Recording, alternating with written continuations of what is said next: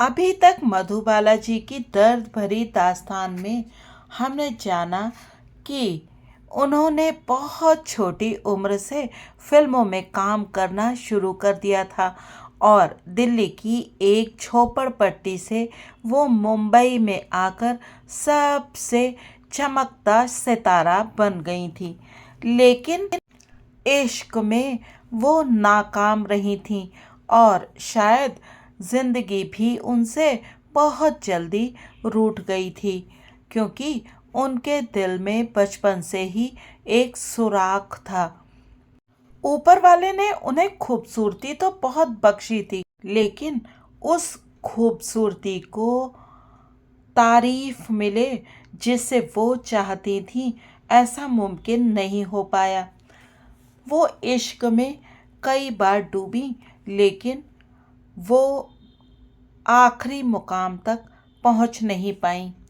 उन्होंने किशोर कुमार जी के साथ शादी कर ली थी, लेकिन वो शादी बहुत अधिक सफल नहीं रही, क्योंकि तब तक मधुबाला जी बहुत बीमार हो चुकी थी और डॉक्टर ने उन्हें बिस्तर से उठने के लिए और कोई भी भारी काम करने के लिए मना कर दिया था, और इससे उनके शादी के नाजुक रिश्ते पर बहुत असर पड़ा, क्योंकि उन्हें हर एक चीज़ की मनाही थी।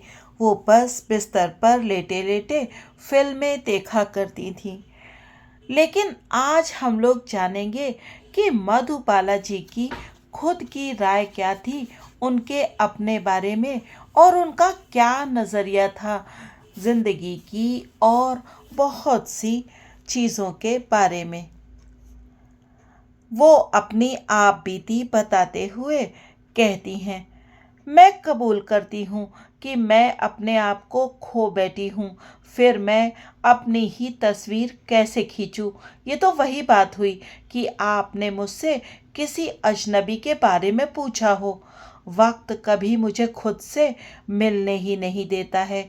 जब मैं 5 साल की थी तब किसी ने मुझसे पूछा नहीं, और जब मैं भूल भुलैया यानी फिल्म इंडस्ट्री में आई तब मैंने अपना पहला सबक याद किया कि सब कुछ भूल जाओ।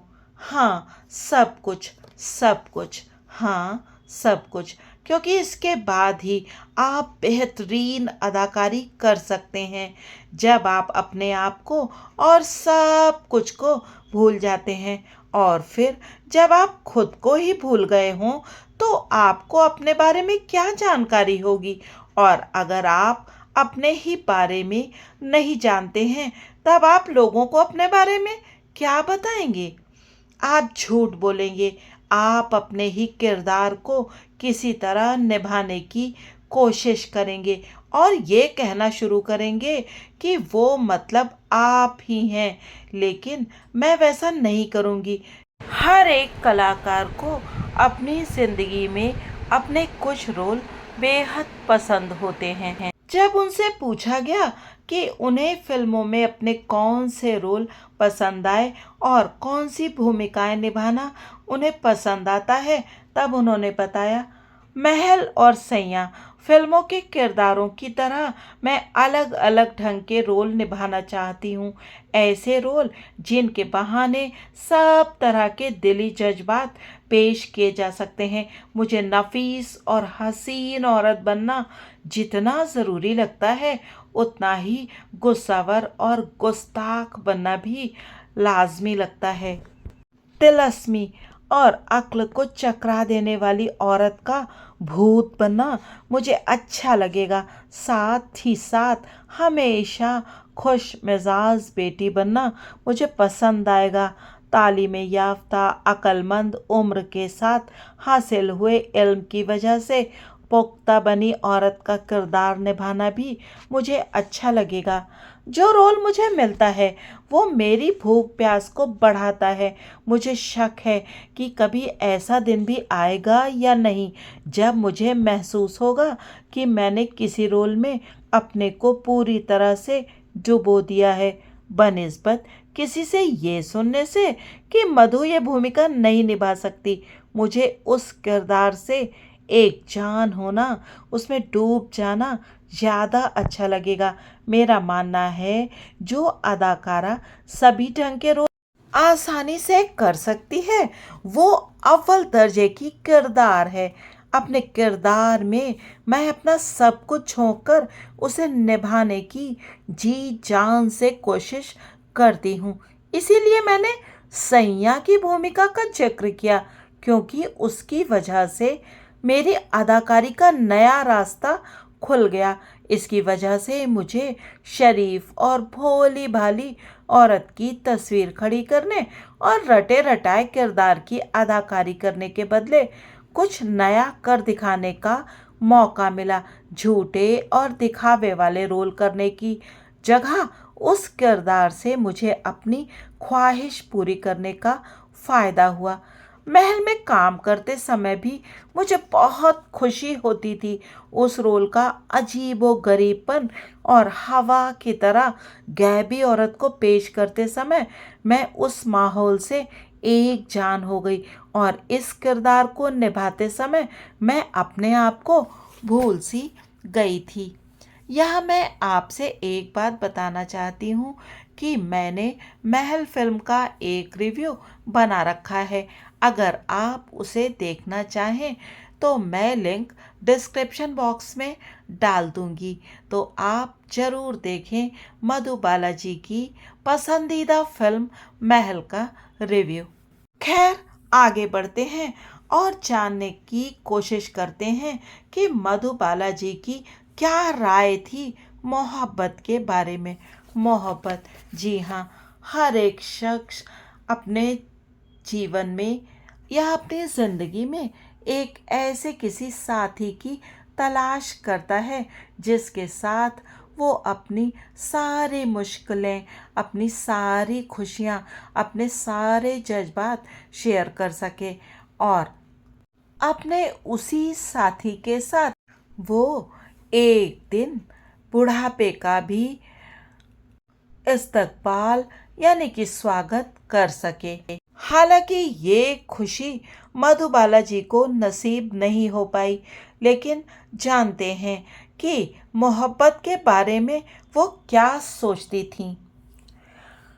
मुझे अपने दिल के बहुत बारीक जज्बातों और ख्यालात को अल्फाजों में ढालते समय बड़ी मुश्किल होती है, क्योंकि जितना मैं नपातुला बोलती हूँ उतने नपे तुले अल्फाज लिखना मुझे नहीं आता है। इसीलिए कुछ बातों को कलम बंद करने के बदले मैं बोलना ज़्यादा पसंद करती हूँ, क्योंकि उससे मेरे बारे में कुछ उल्टा पुल्टा लिखे, कोई गलत बयानबाजी करे, इसका मुझे अफसोस नहीं होता है। लेकिन इस वक्त मैं मुश्किल में फंस गई हूँ, क्योंकि जिस मजमून पर लिखते समय आलिम व फाजिल भी पत्थर बन जाते हैं, उस मजमून पर मुझे अपने ख़यालात पेश करने को कहा गया है, यानी कि मोहब्बत। इस मजमून पर बाबा आदम के ज़माने से कई लोगों ने कलम चलाई है। इसका महाकाव्यों, कहानी, उपन्यासों और नज़मों में काफ़ी ब्यौरेवार दीदार होता है। मैंने मोहब्बत के बारे में ज़्यादा न सुना है और न पढ़ा है, लेकिन औरों की तरह मैं ये जान लेने को पागल हूँ कि वो है क्या। लेकिन अकेले ही उसे जानने और समझ लेने में काफ़ी वक्त बीत गया। मुख्तसर और खूबसूरत पेश तहरीर और लफ्ज़ बयानी से मैं खुश हो गई थी, लेकिन इस खुशी को कुछ समय के बाद तड़ाक लगी। मेरी हालत ऐसी हो गई जैसे मैं किसी पागल और कमज़ोर पंछी पर सवार होकर फैले हुए आसमान में घूमने निकली हूँ, जिसकी ना कोई सिमत थी और ना ही कोई मंजिल। मैं सोचने लगी और नई नई राहों की तलाश करते करते मैं भीतर धंसने लगी। इसमें जैसे जैसे वक्त गुजरता गया, वैसे वैसे मुझे महसूस होने लगा कि जिसको मैं खोज रही थी वो तो मुझी में समाया हुआ है। आज मुझे मोहब्बत का थोड़ा सा एहसास हुआ है।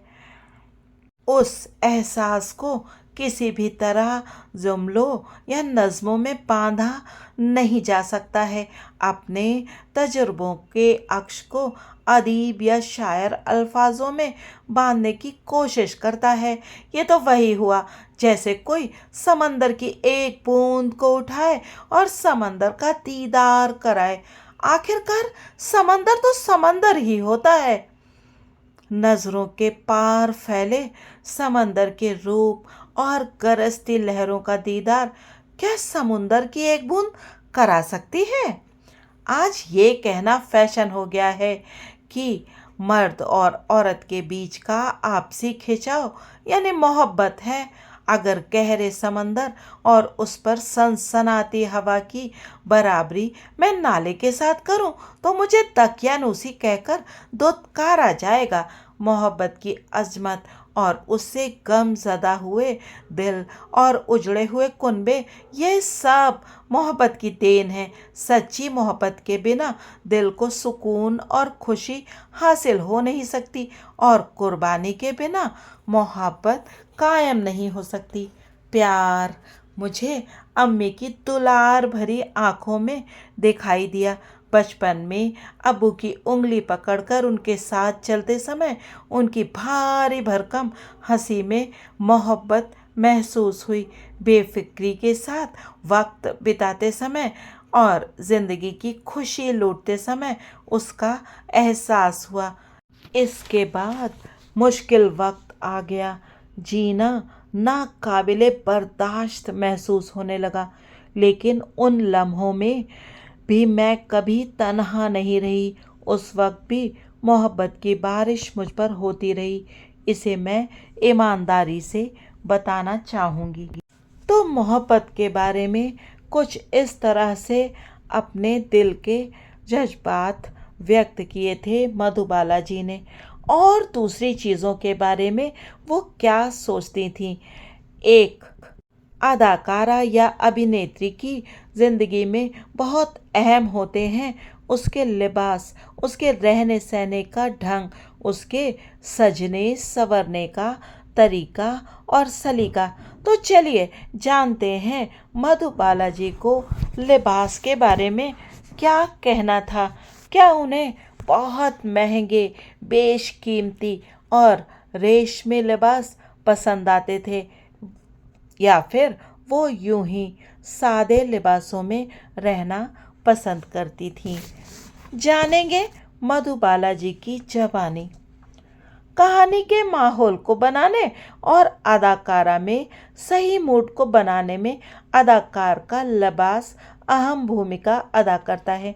मेरी नज़र में अपनी फिल्मों में अदाकारों को दी गई पोशाकें वाजिब नहीं होती हैं। झुग्गी में रहने वाली औरत को इतनी साफ और कीमती पोशाक पहनाई जाती है कि उसे गरीब औरत का रोल निभाना मुश्किल होता है। अगर गंवार औरत को फैशनेबल पोशाक पहनाई जाए तो क्या वह अपना पार्ट अच्छे से अदा कर सकेगी? इसीलिए किरदार के साथ लिबास का तालमेल बिठाने की तरफ ध्यान देना चाहिए।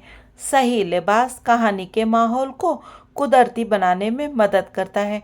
जैसे सैया का मेरा रोल और अंग्रेजी फिल्म ड्वेल इन द सन में एक सरीखापन था। मैंने सैया में जेनिफर जोन्स का रोल निभाया था। मेरा मानना है कि उस फिल्म का मेरा लिबास खुलेपन और हिमाकत वाला नहीं था। अगर वो वैसा नहीं होता तो मैं बेहतरीन अदाकारी नहीं कर सकती थी। अगर कहानी की ये ज़रूरत हो कि किसी अदाकार को कोई ख़ास लिबास पहनाया जाए तो मुझे लगता है कि उसे वैसा लिबास पहनने देना चाहिए।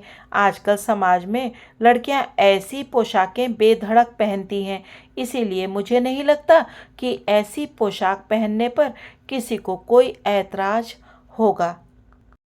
चलिए अब जानते हैं कि क्या मधुबाला की ज़िंदगी में कुछ खुशी के लम्हे आए थे और उनको मधुबाला ने किस तरह से व्यक्त किया। ज़िंदगी बेशुमार गम और बहुत कम खुशी के वाक़यात ज़िंदगी ने मुझे जो हालात अता किए, जो बातें दी, जो लोग दिए, मैं उन्हें हरगिज़ नहीं भूल सकती। तलखियाँ में एक उर्दू शायर ने अपने कड़वे तजर्बे बयां किए हैं। मेरी ज़िंदगी उस किताब की तरह ही है, क्योंकि मेरी ज़िंदगी की जमा पूंजी कड़वे तजर्बों का सिलसिला है। गोया वो एक के ऊपर एक लपेटी हुई स्प्रिंग हो, और जैसे स्प्रिंग ढीली करने पर तकलीफ घाव देती है। ये सही है कि हर तजुर्बे से कोई ना कोई सबक ज़रूर मिलता है, लेकिन जब वो तजुर्बा बुरा होता है तब उसकी चोट इतनी ज़बरदस्त होती है कि किसी का ये भी नज़रिया बन जाता है कि उससे ऊपर उठना नामुमकिन है। मैं बहुत जज्बाती हूँ, बड़ी उम्मीद के साथ ज़िंदगी जी रही हूँ, लेकिन मुझे ज़रूरत से ज़्यादा दर्द सहने पड़े जो मुझे सालते रहे।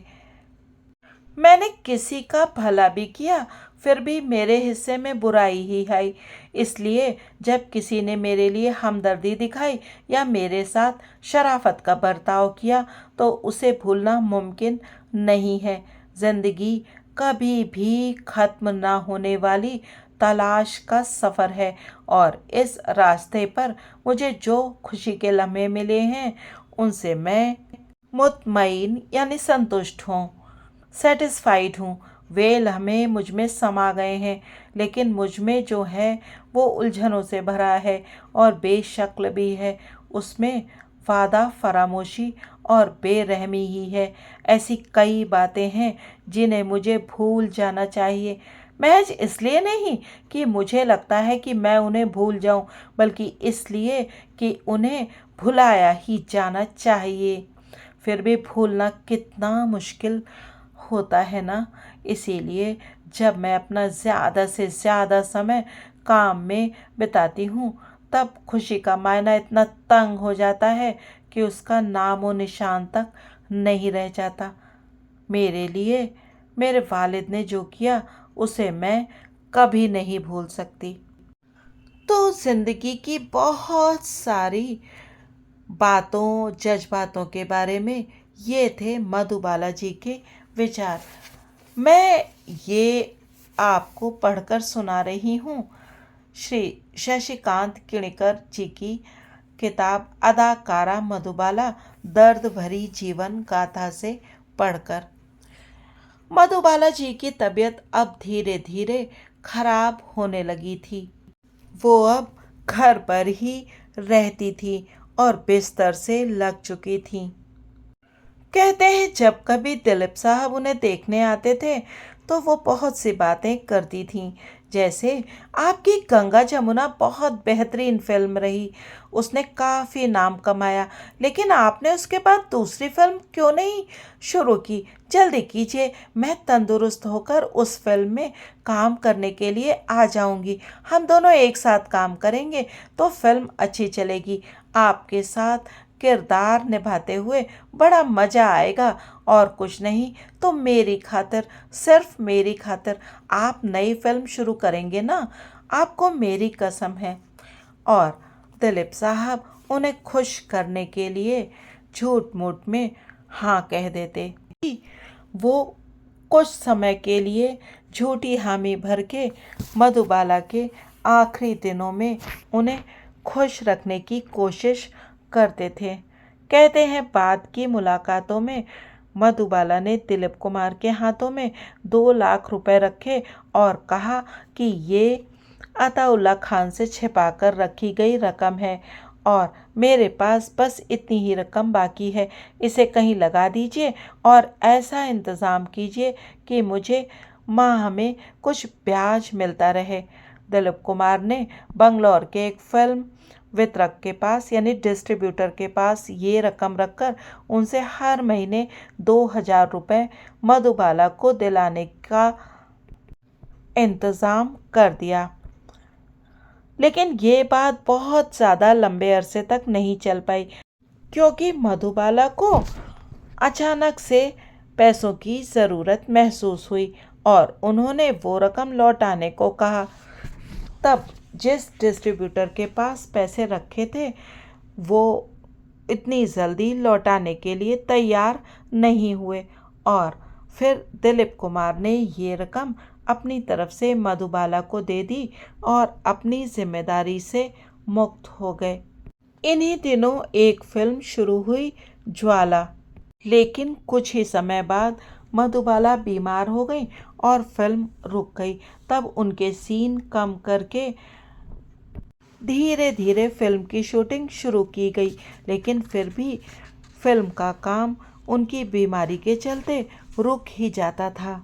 इसी समय राज कपूर जी के साथ चालाक फिल्म का भी जेके नंदा जी ने प्रारंभ किया था, लेकिन वो फिल्म भी शुरू में तो बहुत तेजी से बनी, लेकिन फिर धीमी पड़ गई क्योंकि मधुबाला जी बहुत बीमार थीं।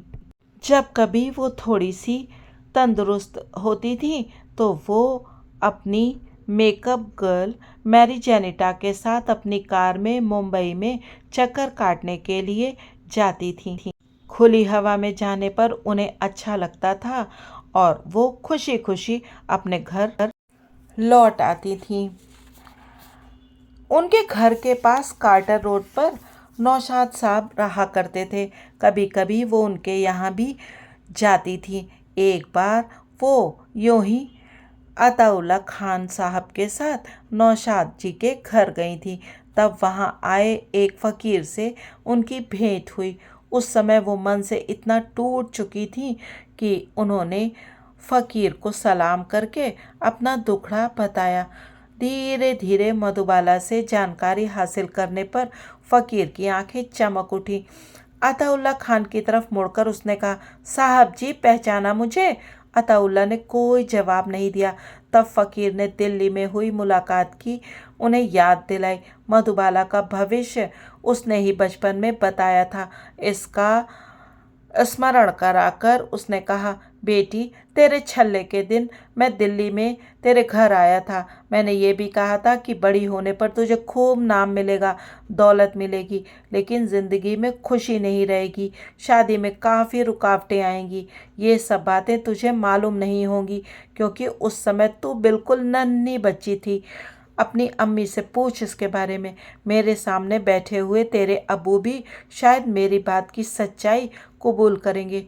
लड़खड़ाई नज़रों से मधुबाला ने फ़कीर की सारी बातें सुनी और उससे पूछा, अब क्या, इसका क्या इलाज करूं? फ़कीर ने कहा, ऊपर वाले पर भरोसा कर, वही तेरी हिफाजत करेगा। थके मन से वो नौशाद साहब के यहाँ से घर चली गई। झाड़ फूंक तावीज तो चल ही रहे थे, लेकिन कोई परिणाम सामने नहीं आ रहे थे और इसी बीच आपसी झगड़े बढ़ते जाने से उनके और किशोर कुमार जी के रिश्ते भी खराब होने लगे थे। इसी हालात में जनवरी 1966 में चालाक की शूटिंग के लिए जब वो रूप तारा स्टूडियो में गईं तो वहाँ उनका स्वागत करने के लिए जेके नंदा के साथ राज कपूर जी भी उपस्थित थे। स्टूडियो में मधुबाला जी के सामने वो आगे आए और बोले, आइए मधु जी, आपका स्वागत है। और हंसते हुए मधुबाला शूटिंग करने में लीन हो गई। लेकिन 2 दिन की शूटिंग के बाद उन्होंने फिर से बिस्तर पकड़ लिया और बीमारी बढ़ती चली गई। 28 जून सन 1966 के दिन वो बीमारी के चलते जल्दी घर लौट आई और इसके बाद फिर वो कभी शूटिंग पर नहीं जा पाई। साल 1.5 साल का आने वाला समय बीमारी में ही बीत गया। अपने इस अकेलेपन के समय में थोड़ा तबीयत में सुधार होने पर वो फिल्मी दुनिया के अपने दोस्तों को फ़ोन करती और उन्हें घर बुलाती, लेकिन हर कोई अपने काम में व्यस्त था। तो कभी कुछ लोग आ पाते थे, कभी नहीं। आखिरकार 14 फरवरी 1969 का दिन आया, मधुबाला की सालगिरह का दिन। कभी इस दिन उनके घर में बहुत चहल पहल रहती थी। लोग उनके घर में बधाई देने के लिए भीड़ लगाए रहते थे। टेलीफोन की घंटी बजती थी और गुलदस्तों की लाइन लगी रहती थी, परंतु आज यहाँ सन्नाटा था। केवल बी के करंजिया जी का फोन आया था और उन्होंने फूलों का एक गुलदस्ता भी मधुबाला जी को भिजवाया था। तब फोन पर उनसे बात करते समय मधुबाला जी ने कहा था, फिल्म इंडस्ट्री ने मुझे जीते जी ही भुला दिया, सिर्फ आपने याद किया, मैं आपके एहसान को कैसे चुकाऊं। लगभग इसी समय सिने एडवांस ने उनका इंटरव्यू लिया था। उस समय की बातचीत की कुछ झलक पेश है। बीमारी से ठीक होने के बाद आपको क्या करना है? ठीक ठीक तो कह नहीं सकती। अगर मुझे कुछ करने की ताकत मिली तो मैं फिर से फिल्मों में काम करने लगूंगी। मेरी यही ख्वाहिश है कि मैं ज़्यादा से ज़्यादा फिल्मों में काम करूं। अब तक आप फिल्मों द्वारा जो सबसे अच्छा दे पाई हैं, क्या उससे आप खुश नहीं हैं? नहीं, किरदार को अच्छा देने के लिए सीमा का बंधन नहीं होता। अब तक की फिल्मों से बेहतर अब भी दिया जा सकता है। आप अपने अनुभवों और यादों के बारे में कुछ कहेंगी? मुझे अभी काफ़ी तजुर्बा लेना है। यादें जिंदगी के आखिरी मुकाम पर आती हैं और उसके लिए अभी काफ़ी देर है। मैं और जीना चाहती हूँ। फिल्मों में फिर से पैर रखने पर मुझे ये देखने दीजिए कि मैं कितनी कामयाब होती हूँ। फिर कुछ देर बाद मधुबाला ने उस इंटरव्यू लेने वाले से कहा, क्या आपकी यही ख्वाहिश है कि मैं अपनी कलाकार की ज़िंदगी अधूरी छोड़कर चली जाऊं? मुझे और भी हार और जीत देखने दीजिए ना। 21 फरवरी 1969 शुक्रवार का दिन था। मधुबाला ने बिस्तर नहीं छोड़ा था। उन्हें मालूम हो गया था कि बिस्तर के छूटने की संभावना भी नहीं है और उन्हें दिल का दौरा पड़ा। ये दूसरा दौरा था। पहला दौरा मुगले आजम की शूटिंग के टाइम पे आया था। वो तेज दौरा था। फिर भी उसे इस बात की बड़ी खुशी होती थी कि दिलीप साहब काम की वजह से उनके साथ हैं। इसलिए बहुत मेहनत, निश्चय, संकल्प और जीवटता के बल पर उन्होंने इस बीमारी पर जीत हासिल की थी और थोड़े ही समय में वो शूटिंग के लिए फिर से तैयार हो गई थी। इस दौरे के समय हालात अलग थे। उनका शरीर उनका साथ नहीं दे रहा था। दिल का दौरा पड़ते ही डॉक्टर को फौरन बुलाया गया। सांस लेने में उन्हें बहुत तकलीफ हो रही थी। फिर ऑक्सीजन लगाया गया, तब थोड़ा आराम मिला। किशोर कुमार हर रोज उनके घर उनकी खबर लेने के लिए आते थे और रात को जुहू में अपने घर चले जाते थे। शुक्रवार को उनकी हालत देखकर वो वहीं रुक गए। शनिवार का दिन निकल आया। मधुबाला पहले की अपेक्षा ज़्यादा ठीक महसूस कर रही थी। रात में उन्हें नींद भी अच्छी आई थी और इसीलिए वो खुश थीं। किशोर कुमार उनके बिस्तर के पास बैठे थे और बहुत चिंता में थे। उन्हें पास में देखकर मधुबाला फीकी हंसी हंसी और बोली, ये तबीयत भी कैसी है, न जीने देती है न मरने देती है। किशोर कुमार उन्हें समझाने की कोशिश कर रहे थे। जैसे जैसे दिन बढ़ता गया वैसे वैसे उनकी तबीयत में सुधार दिखाई देने लगा। घर के सभी लोगों ने राहत की सांस ली। रविवार को किसी काम के लिए किशोर कुमार को कोलकाता जाना था। तड़के उन्हें हवाई जहाज पकड़ना था और वो जुहू से पास में पड़ता था। इसीलिए शनिवार की रात वो अपने घर लौट गए। जाते समय मधुबाला ने उनसे कहा, रुक सको तो रुक जाओ, मगर काम का हर्ज मत करना, जरूरी हो तो चले जाना। उन्हें विदा करते हुए अताउल्ला खान ने व्यथित स्वर में कहा था, टेलीफोन के पास ही रहिएगा, ज़रूरत हुई तो फ़ोन करूँगा। और वही हुआ जिससे बचने की सब दुआ करते थे। आधी रात को किशोर कुमार के घर फ़ोन की घंटी बजी और वो दौड़ते भागते अरेबियन विला पहुँचे। मधुबाला का स्वास्थ्य गिरने लगा था। देखते ही देखते वो सीरियस हो गई। मधुबाला की बहनें फूट फूट कर रो रही थीं। उनकी आवाज़ें सुनकर मधुबाला परेशान होकर बोली, मुझे चैन से मरने दो। इसके बाद सुबह 9:45 बजे वो इस दुनिया को छोड़कर चली गईं। उस समय उनके माँ बाप, बहनें और किशोर कुमार आंसू भरी आंखों से एक दूसरे की ओर देखने के अलावा और कुछ नहीं कर पा रहे थे। और खबर पहुंचते ही फिर तो फिल्म इंडस्ट्री के लोगों की उनके घर पर भीड़ लग गई। आधे घंटे के अंदर नरगिस जी और अशोक कुमार, के आसिफ, जे नंदा, अजित, कुमकुम, निम्मी, विजय लक्ष्मी, अमिता, चांद उस्मानी, गीता दत्त, तबस्सुम, ओपी रलन, एच.एस. रवेल और पी.एन. अरोरा, बहुत सारे लोग आते गए।